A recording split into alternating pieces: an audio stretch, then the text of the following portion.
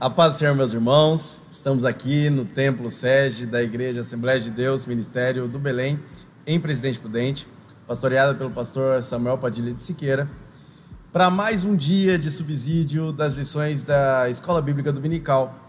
Aqui que já costumeiramente nos encontramos toda semana, e eu quero agradecer você que está nessa audiência, nos ajudando, comentando, compartilhando o nosso vídeo. Agradecemos muito a você por toda essa ajuda. Queremos que Deus te abençoe e que isso seja enriquecimento para a sua vida. A lição de hoje é especial. Falaremos sobre um grande personagem acerca do livro de Jó. A nossa lição nesse quarto trimestre, esse último trimestre do ano de 2020, vai falar sobre a fragilidade humana e a soberania divina. Nosso pastor José Gonçalves é o comentarista dessa revista, que tem nos abençoado e tem já iniciado aí essas bênçãos, como você pode ter visto nessa nossa última aula. Irmãos, o textuário dessa lição, que vai exatamente tratar como título Quem era Jó, é o texto de Jó, capítulo 1, versículo 1. A verdade prática vai falar que quem zela por um caráter irrepreensível obtém testemunho acerca da sua integridade. É exatamente o versículo 1 do capítulo 1 de Jó que vai tratar deste personagem fantástico, do qual toda esta lição vai nos ajudar a entender o seu dilema. Diz aqui o capítulo 1, versículo 1, que havia um homem chamado Jó que vivia na terra de Uz. Ele era íntegro e correto, temia a Deus e se mantinha afastado do mal. São essas características, essas três características positivas que falam do caráter de Jó, e esta ação de se desviar do mal, da qual nós trataremos nesta lição quando falamos do seu caráter. O objetivo geral, portanto, é demonstrar que Jó era um homem rico, mas que, diferente dos demais, tinha um caráter íntegro. Os objetivos específicos são três: mencionar que Jó procurou viver de forma íntegra e justa, citar que a prosperidade de Jó era uma consequência do favor de Deus, e destacar também que a piedade pessoal de Jó é um modelo para nós crentes. Com relação a tudo isso, nós temos um perfil de um homem com uma espiritualidade sadia. E eu quero convidar para falar sobre essa espiritualidade sadia, esse caráter de Jó, nosso amigo já conhecido de todos vocês, Pastor Diego. Olá, meus irmãos, com muita alegria eu quero também saudá-los com a paz do Senhor. Alegria, Júnior, estar contigo novamente para a gente fazer essas abordagens que são tão vitais, tão específicas para o pessoal que trabalha com a EBD, você, especialmente professor da Escola Bíblica Dominical, caro aluno que tem acompanhado essas gravações que subsidiam a sua explanação. É um prazer para nós muito grande poder outra vez estar aqui e de uma maneira direta ou mesmo indiretamente contribuir para que você tenha uma aula eficaz.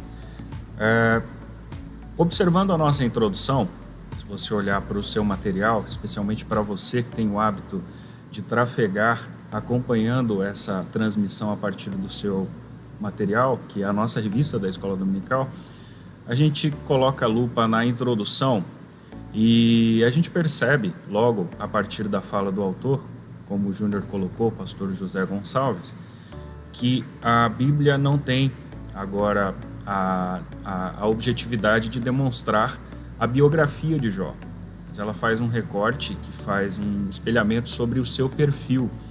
Inclusive, o perfil inicia a ser demonstrado especificamente no tópico de número 1. Embora nós não tenhamos essa biografia de fato, enquanto perfil que a gente consegue destacar em relação a Jó, é que ele era um sujeito distinto no quesito espiritualidade. Jó diferenciava-se em relação aos demais.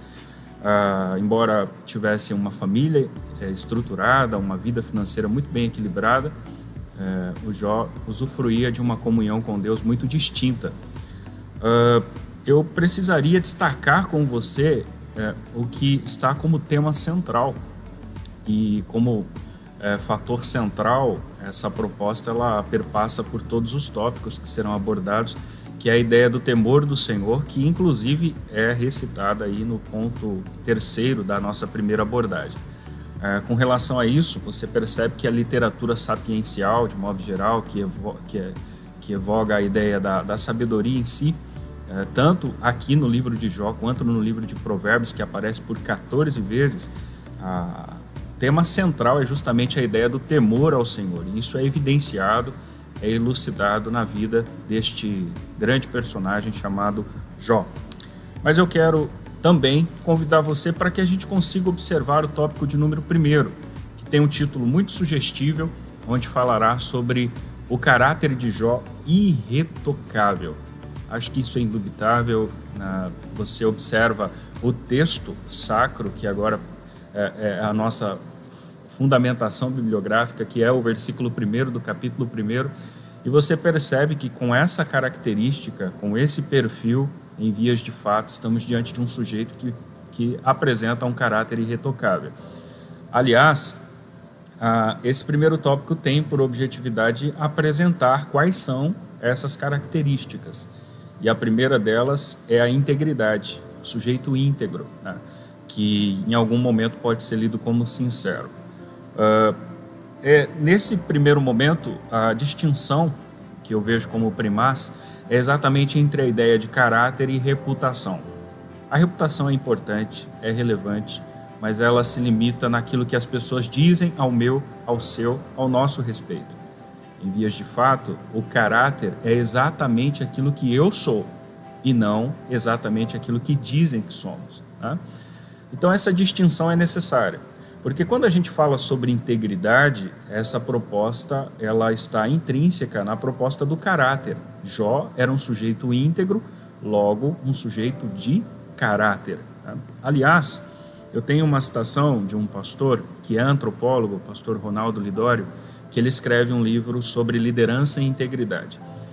Esse livro tem um viés de liderança, não especificamente na vida de Jó, mas há uma pontuação muito precisa onde ele distingue essa ideia de sinceridade e integridade que aparentemente parecem ser sinônimas, e o são em alguns momentos, mas nessa distinção eu fiz um recorte, que inclusive nesse livro está na página de número 18, onde ele diz o seguinte: enquanto a primeira, sinceridade, reconhece suas falhas e erros, a segunda, isto é, a integridade, ela se contorce, incomodada por conserto e transformação.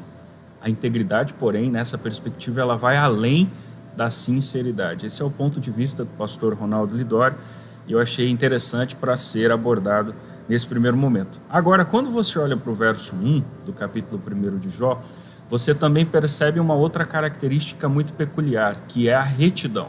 A Bíblia diz que ele era um sujeito reto. Na Septuaginta, a tradução dos 70 da língua hebraica para a grega, facilitando a interpretação do Antigo Testamento, esse conceito está vinculado com a proposta do ser irrepreensível, né? E o irrepreensível, assim, não etimologicamente, mas de uma maneira bastante vaga, curta e definida, é o sujeito que não sofre repreensão. Nesse quesito, a gente percebe, olhando para Jó, que ele é um sujeito linear, né? Que, claro, como eu e você era um pecador, e há um exagero entender Jó como um sujeito perfeito, essa não é a nossa ideia, mas a gente consegue comprovar biblicamente essa linearidade. Quando você lê o verso 8 do capítulo 1 e quando você lê o verso 3 do capítulo 2, você percebe Deus testificando a Satanás testemunho de Jó. Observaste tu, meu servo Jó? Essa indagação ela é tanto vista no verso 8 quanto no verso 3 do capítulo 2. Portanto, isso prova uma linearidade nesse perfil de Jó que está vinculado nesse quesito em relação à retidão. E por fim, nós temos outras duas ideias que são debatidas nesse primeiro tópico, que é em relação à temência de Jó a Deus e o fato dele desviar-se do mal, né? O autor propaga isso com uma unificação, no texto você consegue dissociar esses termos, mas o fato é que etimologicamente, tanto no hebraico quanto no grego, você percebe que essa ideia da temência, elas se convergem no quesito de adoração e reverência a Deus, né? Então, quando você olha para o temor de Jó a Deus, logo você repensa essa questão da adoração e da reverência a partir da perspectiva de Jó.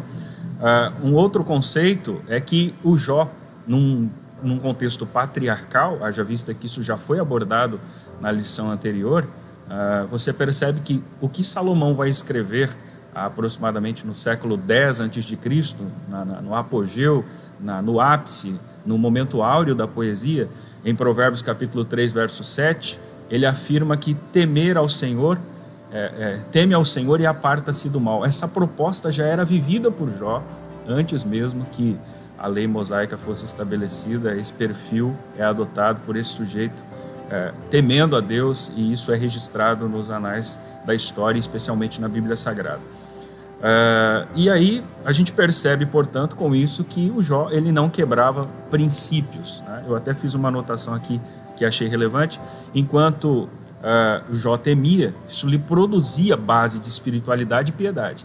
E enquanto ele desviava-se do mal, ele isentava-se da vantagem pessoal e da mera curiosidade no pecar.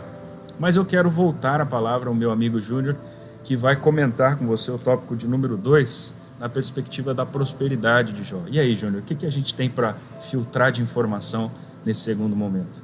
Como o nosso pastor Diego já disse, Jó tinha um perfil fantástico. Isso redundou em uma capacidade de prosperar, né? Essa prosperidade ela estava aliada ao perfil de Jó, mas também à sua temência a Deus, como o nosso pastor já disse. Há uma diferença entre conhecimento e sabedoria, que é o que evoca aí esse tópico 2. O tópico 2 vai falar que Jó era um homem sábio e também um homem próspero. Quando o comentarista começa a falar no tópico 2, ele vai dizer que Jó era um conselheiro sábio, uma pessoa a quem outras pessoas corriam atrás de conselhos. Jó 29, 21 e 22 fala especificamente disso. Quando nós olhamos para essa ideia de sabedoria, e é uma palavra-chave no livro de Jó, né? De onde vem a sabedoria? É uma pergunta que, por exemplo, o autor Gordon Fee, né, costuma utilizar para dizer que é a parte central ali do debate entre os amigos de Jó, Eliú, Deus e Jó. Vai falar muito sobre esse contexto, e principalmente na última parte do livro de Jó nós trataremos acerca dessa questão da sabedoria. Há uma séria confusão muitas vezes em entender a diferença entre entre conhecimento e sabedoria. Muitos acham que é sinônimo, que são sinônimos, mas não são sinônimos. É possível alguém ter muito conhecimento e não ser sábio, ser tolo? É possível alguém ser sábio e não ter exatamente conhecimento acadêmico? Pois bem, é possível. E aí a gente tem que entender essa diferença entre conhecimento e sabedoria. Conhecimento, como diz Salomão, a gente compra, a gente adquire, a gente faz curso, nos especializamos, melhoramos, e nos entregamos a descobrir as coisas pela curiosidade, pela necessidade. Sabedoria não. Sabedoria vem de Deus, vem através da nossa vida, das experiências que temos.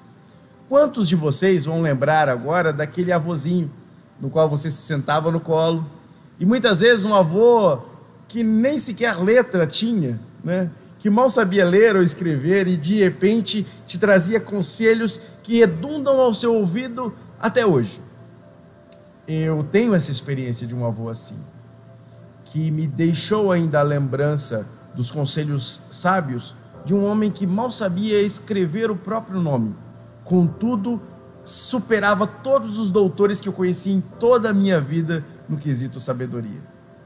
Da mesma forma, há pessoas com alto grau de conhecimento, que têm mestrado, doutorado, pós-doutorado, livre docência, mas que em suas vidas carregam tolice, ignorância, preconceito ou apenas um viés negativo. Portanto, conhecimento e sabedoria deveriam andar juntos, mesmo não sendo sinônimos. Infelizmente, na nossa natureza pecaminosa, isso é uma raridade. Em Jó, vemos tanto o conhecimento prático dada a sua capacidade de gestão e a prosperidade com a qual ele gerenciava tanto a sua família quanto os seus bens, como também vemos sabedoria, uma pessoa que se destaca como o maior do Oriente. E o maior aí é não só no sentido financeiro da coisa, mas no sentido de ser reconhecido como uma pessoa de sabedoria a qual se poderia recorrer. Quando nós analisamos essa ideia de conhecimento e sabedoria, há uma palavra bastante discutida em nosso meio, bastante discutida no nosso tempo, inclusive, da década de 60 para cá principalmente, que é a palavra inteligência. Muitas vezes a pessoa diz: você é uma pessoa inteligente. Você não é uma pessoa tão inteligente. Mas o que é isso na verdade? Existe um autor, e aí eu vou te indicar, meu caro amigo, professor da Escola Bíblica Dominical, que você busque, Howard Gardner. Ele trouxe a ideia de inteligências múltiplas. As pessoas achavam que bastava você fazer um teste de QI, quanto maior o seu QI, que é o quociente de inteligência, a sua capacidade, muitas vezes, de fazer contas, de entender de forma linear as coisas, talvez já designasse uma pessoa inteligente ou não. Howard Gardner traz a ideia de que não é bem assim, que existem várias inteligências. Uma pessoa pode muitas vezes não ser boa em matemática, como eu não sou, né, Diego? Talvez você seja melhor que eu nisso. Imagina. Mas, ao mesmo tempo, essa pessoa pode se destacar em outras partes. Ser um bom músico, ser uma pessoa sociável, ser uma pessoa com uma capacidade artística muito grande. E Howard Gardner traz essa ideia de inteligência, que lida com o conhecimento, mas que também trata a questão da sabedoria.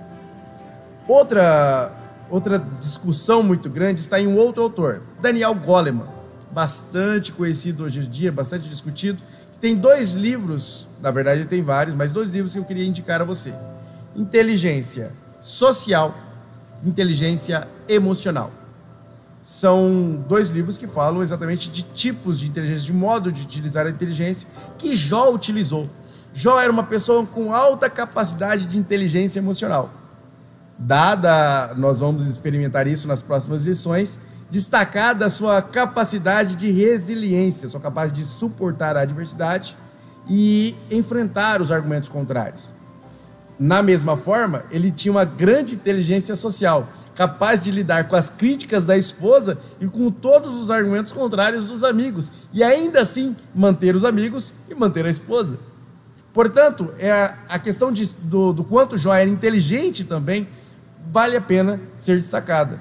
A sua mentalidade. Aí eu vou te remeter a um terceiro autor, Carol Dweck, é uma pesquisadora que vai falar sobre mindset, que é mentalidade fixa e variável. É uma mentalidade, a capacidade de você trazer das suas circunstâncias, daquilo que acontece com você, uma reação positiva ao invés de negativa. Então, vale a pena você buscar com mais profundidade discutir essas coisas, porque não só Jó era uma pessoa inteligente emocionalmente e socialmente, mas nós temos vários personagens da Bíblia que se enquadram nesse ponto. Além disso, além de ser reconhecido pela sua sabedoria, Jó era uma pessoa que tinha um grande autoconhecimento. No oráculo de Delfos, no templo de Apolo, num deus grego, Sócrates leu: conhece-te a ti mesmo. Isso impulsionou ele a buscar a filosofia.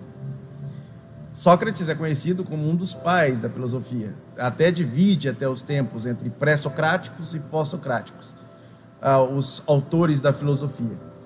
E esse aforismo trazido, conhece-te a ti mesmo, fala sobre esse autoconhecimento, essa capacidade de olhar para si e entender que muitas vezes o que você acha que é a sua inteligência, o seu grande conhecimento, é muito pequeno. Jó tinha uma noção do conhecimento, uma noção de Deus, que ele achava que era suficiente para ele, até que Deus o confronte. Aí a gente não vai antecipar as aulas. Mas é preciso que nós tenhamos a percepção de que nós não conhecemos tudo, de que nós não sabemos tudo. E que muitas vezes vai ser aquela criança de 8 anos de idade fazendo uma pergunta difícil a você, que vai te trazer sabedoria. Muitas vezes a pessoa que não tem conhecimento algum acadêmico vai te dar uma lição que vai reverberar por toda a sua vida. E muitas vezes a pessoa que você acha que menos sabe é a que mais vai trazer lições para a sua vida. Portanto, nunca despreze ninguém. Eu já falei essa frase aqui e vou repetir para você. Não há ninguém tão pequeno que não possa ensinar, nem tão grande que não possa aprender. Jó, tendo essa consciência, foi capaz de alcançar o que nós chamamos de prosperidade. Porque prosperidade não é só ganho monetário, mas é expandir todas as suas tendas, ou seja, ter a capacidade de crescer em todas as áreas da sua vida. O subtópico 2 desse ponto 2 vai falar que ele era um homem rico. A riqueza naquela época se destacava pela quantidade de animais ou pela fazenda que tinha. Jó tinha 7.000 ovelhas, 3.000 camelos, 500 juntas de boi, 500 jumentas. E outra coisa que ele tinha de fantástico, a sua família. 7 filhos e 3 filhas. 10 filhos. Próspero nesse sentido. No Antigo Oriente Próximo, que era a região em que Jó habitava, no contexto do oriental, ter muitos filhos era bênção de Deus. Estava ligado diretamente à divindade. Ser próspero na quantidade de filhos automaticamente designava uma pessoa abençoada. Portanto, todo este perfil mostra que Jó era uma pessoa próspera. E a sua prosperidade estava ligada ao ser e não ao ter. Porque mais do que tudo que ele tinha, Jó era capaz de crescer como pessoa, enquanto se desenvolvia como um ótimo administrador, gestor e um pai de família. Ele tinha essa inteligência, esse conjunto de inteligências. Porque as pessoas muitas vezes confundem, e vou lembrar você daquilo que o pastor Diego nos disse na última aula, sobre as teses de Satanás. Foi exatamente esse perfil de Jó que pôde rebater a tese de Satanás de que Jó se interessava, na verdade, só por aquilo que Deus podia dar. Porque a gente faz aquela grave pergunta: Diego, dinheiro traz felicidade? E aí, nem sempre dinheiro traz felicidade. Aí você deve estar franzindo a sobrancelha e dizendo: irmão Júnior, dinheiro não traz felicidade não, manda buscar de limusine. E eu vou te provar que não é assim. Existe um outro autor chamado Martin Seligman, que escreveu, dentre os vários livros, Felicidade Autêntica. Existe, se você não sabe, um relatório mundial de felicidade. E estão tentando trazer um índice que se compara ao PIB, que é o Produto Interno Bruto, para Felicidade Interna Bruta, o FIB. Tentando entender como os países podem ser felizes. Nesse estudo, em 2006, a Universidade de Nottingham publicou um estudo tentando trazer essa resposta.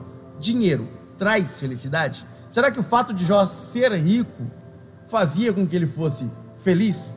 Pois a conclusão da universidade, para eu poder mudar já de tópico, diz o seguinte, que até $35.000 por ano, há uma influência alta de dinheiro e felicidade. Ou seja, a pessoa precisa manter as suas necessidades básicas. De $35.000 por ano a $75.000 por ano, a pessoa tem essa relação entre felicidade e dinheiro, mas já não é tão alta. A partir de $75.000 por ano, não faz diferença alguma o dinheiro na felicidade ou infelicidade de uma pessoa. Portanto, dinheiro traz felicidade? Depende. Satisfeitas as suas necessidades básicas, vai haver um vazio em você.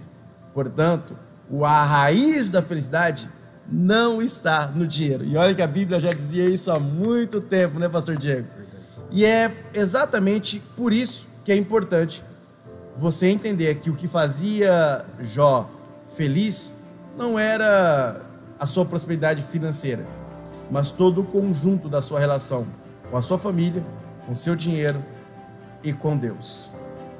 Para acabar, no índice dos países mais felizes do mundo, o Brasil ocupa a 32ª posição. No estudo com 150 países, nós ainda estamos deixando a desejar no critério felicidade. Talvez o segredo esteja em nos relacionar melhor com Deus. Finlândia, Dinamarca, Suíça, Islândia e Noruega são os países mais felizes. São países prósperos. Porém, esse índice ainda vai levar em consideração o que nós chamamos de inteligência espiritual.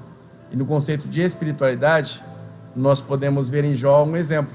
Nós podemos seguir para nos tornar cada vez mais felizes, sábios e inteligentes.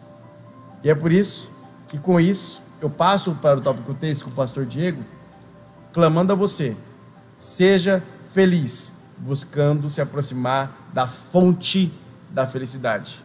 Qual é a fonte da felicidade? Deus. Pastor Diego. Sensacional essa abordagem. Eu fiquei encantado com os dados que o Júnior traz para essa abordagem.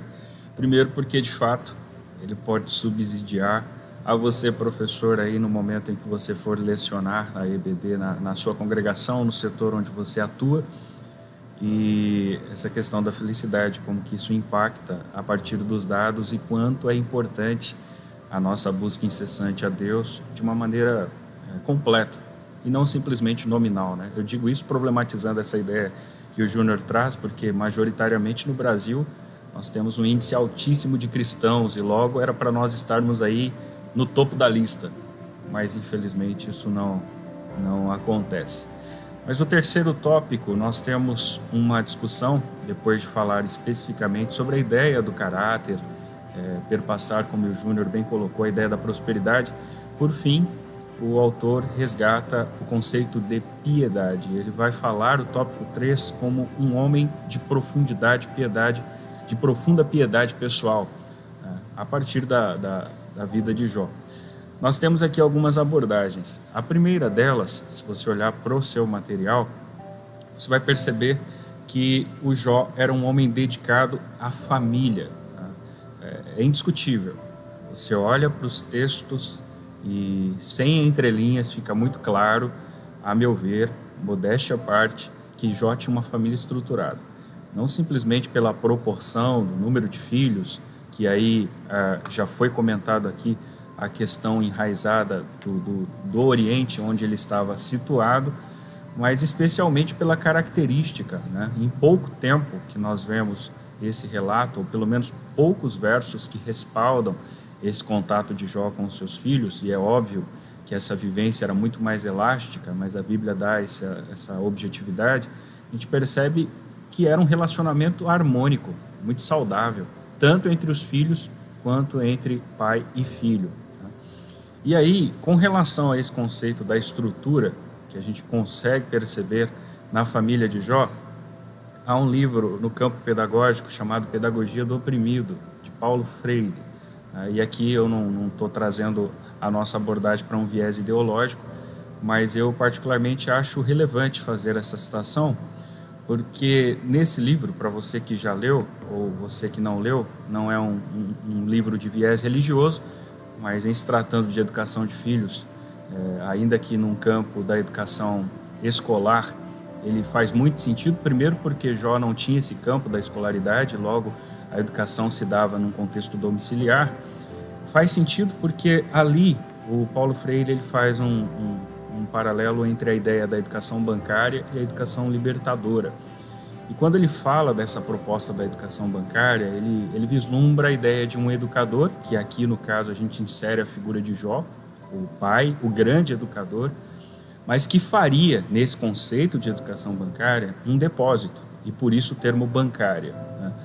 Um depósito na educação dos filhos e, respectivamente, dos alunos, hoje no critério escolar, como um conceito de verticalidade, como alguém que é detentor do conhecimento, logo o emissor, e o sujeito que recebe, o receptor, é um objeto, que simplesmente recebe aquilo que está sendo passado, elucidado.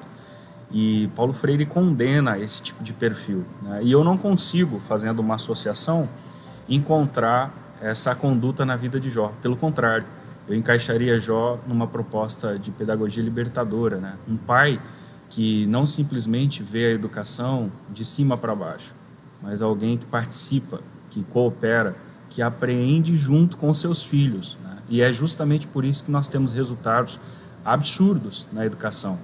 Essa harmonia. E aí eu vou fazer um comentário. Sou pai apenas de 2 filhos, e os meus filhos ainda são crianças. Eu tenho uma menina de 9 anos, a Ana Laura, e um menino de 3 anos, que é o Arthur. Não tenho muita experiência para falar, mas na pouca experiência, imagino que você criar, claro que aí eu estou trazendo um contexto atual, 10 filhos de uma maneira harmônica, nessa contemporaneidade, é quase que uma utopia, concorda, Júnior? E claro que o contexto era diferente, a proposta era outra, tudo bem, mas você conseguir manter harmonicamente 10 filhos é sensacional. E isso não se dava por uma questão do além, né? Isso tinha respaldo na vida do pai. Jó tinha esse perfil diferenciado e a gente consegue elucidar isso. E eu trago essa proposta do Freire justamente para mostrar essa autonomia, a forma como Jó educa os seus filhos e o quanto isso impacta na vida deles enquanto adultos, né? E aí, inclusive, a gente fecha esse primeiro ponto com a proposta de Salomão sobre educar o menino no caminho, né? E até quando ele crescer não se desvia daquele princípio, né? Isso fica enraizado. Naturalmente, que aí entra outras discussões, a gente não vai se limitar a elas, mas a educação dada por essa perspectiva, ela se enraiza de uma maneira tão impactante que influencia na vida desse moço enquanto criança, enquanto adolescente e futuramente enquanto adulto. O autor, nessa proposta da piedade pessoal de Jó, ele problematiza a ideia de um sujeito que é moral e piedoso. E é um outro fator indiscutível em Jó. Primeiro porque quando a gente fala sobre esse conceito de piedade, e aí a gente vai numa raiz latina, a gente consegue atrelar essa proposta a um temor a Deus, né, que se contempla em pelo menos 3 aspectos: a ideia da santificação, a ideia da consagração e da devoção de fato. O Champlin, ele traz à tona uma situação muito interessante, eu achei por bem colocá-la aqui, com relação ao cuidado nessa busca da piedade, similar a que Jó vivera, com relação ao pieguismo. O que seria isso, né? Primeiro, porque esse sufixo ismo dá a ideia de uma doença, de uma patologia. E segundo, porque isso se constitui no fanatismo religioso. Então, você olha para Jó, tanto nos textos, de fato, como são mencionados, como naqueles que estão nas entrelinhas, e aí a gente precisa de pesquisas bibliográficas, que a gente consegue entender é que Jó não era fanático religiosamente, era um sujeito equilibrado, né? Ele não tinha e não exibia nenhum estilo, nenhum perfil de fanatismo religioso. E é justamente isso que Champlin pede para que se combata em relação a essa ideia do pieguismo, né? Você não pode ler a ideia da piedade como um fanatismo, né? Porque aí você pode enveredar por um caminho tortuoso e achar que está fazendo uma coisa boa e, pelo contrário, você está absolutamente equivocado. E a gente olha para esse conceito de piedade de Jó e um outro elemento vital é olhar para o contexto, né? O meio. Rousseau fala muito dessa coisa do meio como parte que influencia o sujeito, e você olha para o meio, né? E aí eu estou partindo de um pressuposto especulativo. Contexto patriarcal, muito provável Sodoma e Gomorra fazia parte daquela realidade, e aí cabe você, leitor da Bíblia, resgatar o perfil dessas cidades e ver que havia uma promiscuidade latente, né? Então, olhar para Jó e perceber esse contexto que ele estava inserido e um sujeito que revela esse perfil de piedade, de fato merece reconhecimento, merece aplausos, merece o nosso respeito, e é fato que depois de milênios nós estamos aqui em pleno século XXI, né, Júnior, comentando essas importâncias que estão intrínsecas à sua natureza. Um elemento vital também que eu percebi analisando essa revista, especialmente essa lição, está contido no subsídio teológico desse terceiro tópico, que fala com relação à ideia do isolamento, né? E isolamento é uma das palavras que mais tem sido ditas hoje pela mídia impressa e falada, especialmente em virtude do contexto pandêmico. O fato é que quando você lê essa proposta que subsidia a nós enquanto professores, você percebe que o autor resgata subsídios, trazendo para nós que o Jó não precisou se isolar para evidenciar essa piedade. O Jó não precisou se confinar para elucidar esse caráter e para usufruir dessa prosperidade. Muito pelo contrário, você vê um sujeito atuante, ativo, né? Não passivo. Você vê alguém que constrói a família, que é empreendedor, que tem uma vida financeira altíssima, mas que tem muita gente ao seu serviço. Isso, por certo, demandaria um relacionamento interpessoal. Então ele convive com muita gente, ele está no meio de muita gente, mas isso não influencia a vida de Jó negativamente. Você olha para o contexto, eu me arrisco a dizer que, em tese, sujo, promíscuo, mas o Jó consegue revelar a sua piedade e reter a fidelidade em relação ao seu caráter. E, por fim, a gente percebe, para finalizar esse terceiro tópico, a ideia de que estamos diante de um sujeito que tinha uma vida consagrada.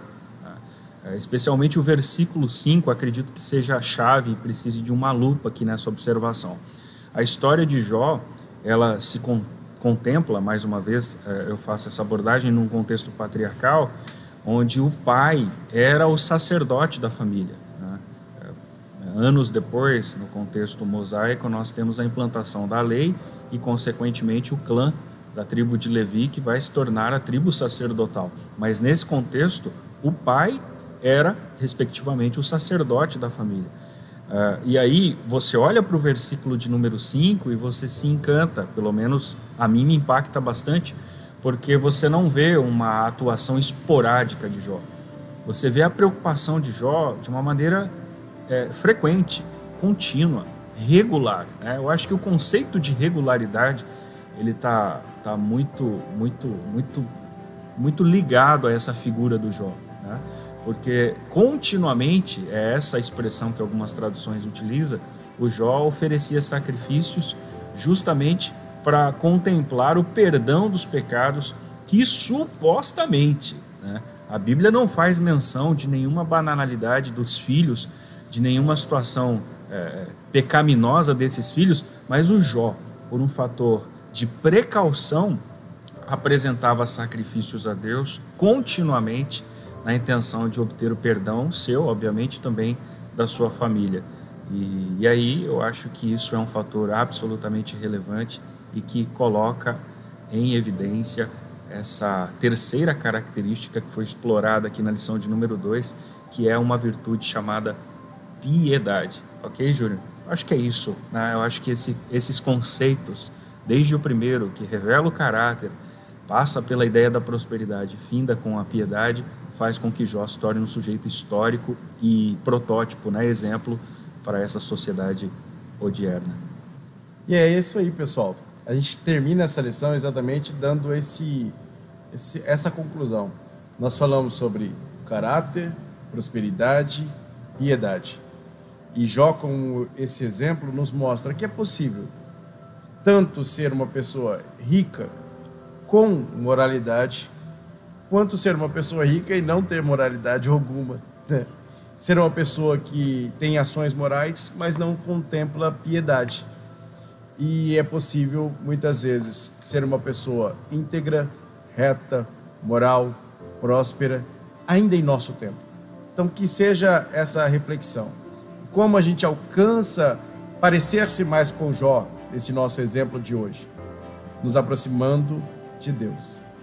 Como aquela época, aquele período em que Moisés se aproximou de Deus ao receber as tábuas da lei, e o seu rosto resplandecia por causa do contato próximo com Deus, nós também vamos nos aproximando de Deus e nos parecendo cada vez mais com Ele. E isso nos faz também, obviamente, nos seguir estes exemplos, como é o caso de Jó. Para nós finalizarmos essa lição e esta reflexão, eu quero deixar de menção a você o texto de 2 Coríntios 3,18. Todos nós, com o rosto descoberto, refletindo como um espelho a glória do Senhor, somos transformados de glória em glória. Olha a gradação, de glória em glória, na mesma imagem, como pelo Espírito do Senhor. até o último dia da nossa vida, a gente tem como incumbência seguir estes exemplos como o de Jó, nos manter piedosos, tementes a Deus, buscando nos aproximar dele, para que ele, o sol, reflita em nós a sua imagem. E nós, como um espelho ainda, se levarmos para o contexto de Paulo, era só um metal polido. Um espelho ainda fraco, frágil, mas que é capaz de refletir. E gradativamente mais, ao ser polido, refletindo mais a glória do Senhor, até que as outras pessoas, todos que estão no mundo, possam ver em nós a glória de Deus refletida. E aí a gente também possa ser reconhecido como alguém reto, íntegro e que tememos a Deus. Pastor Diego, foi uma felicidade tratar desse personagem fantástico junto a ti, meu amigo, e estamos nos despedindo. Meus irmãos, que Deus os abençoe. Não esqueça de compartilhar, comentar, curtir esse vídeo e acompanhar essa nossa playlist com todos esses subsídios que são feitos especialmente para você. Pastor Diego, suas considerações. Júnior, quero dizer que o prazer é todo meu e dizer a você que o prazer é nosso de contar com a sua participação nessa interação, e eu faço aqui das palavras do Júnior as minhas. Compartilhe no seu grupo familiar, compartilhe com seu amigo lá no colégio, na faculdade, na empresa. Leve isso para mais pessoas. Aproveita as mídias sociais e use isso com relevância, porque é uma bênção de Deus para nós estarmos aqui e é uma bênção de Deus podermos propagar a sua palavra. Que Deus te abençoe. Eu transmito aqui a paz do Senhor e um forte abraço a ti em nome de Jesus. Paz, meus irmãos.